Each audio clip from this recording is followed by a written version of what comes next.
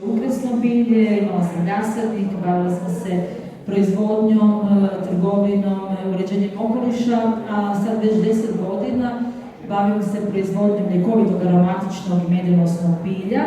Zajedno sa kolegom Mijom Miljakom, koji je inženjer kemije, pokrenuli smo i projekt Istarska lavanda prije nešto više od 10 godina i u Istri smo zasadili skoro 100 hektara lavande, a osim lavande radimo i ružmarin, lovor, čepres, koromač, sliku, smilje, kadulju, gerani.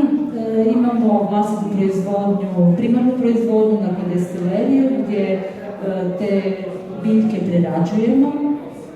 Uglavnom je organizirana proizvodnja preko naših kooperanata, imamo nešto 10 hektara vlastite proizvodnje, ovo drugo je sve preko naših kooperanata koji imaju ekološku proizvodnju, sve je naša kontrola i proizvode koje radimo su svi certificirani, dakle imaju ekološki znak, bio znak jer su bio i ekološki, po ekološkom principu proizvedeni.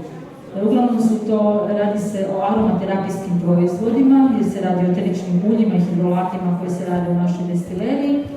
I razvili smo nekoliko brendova, od kojih je prvi i najpoznatiji Fito Aroma. To imamo nekih 150 proizvoda koje plasiramo kroz razne kanale prodaje. Radi se o masažnim uljima, eteričnim uljima, hidrolatima, kremama, tonicima, šamponima, sapunima. Uglavnom se radi o proizvodima koji mogu prevenirati zdravlje i čak rješavati neke određene probleme ljudi koji imaju razne bolesti.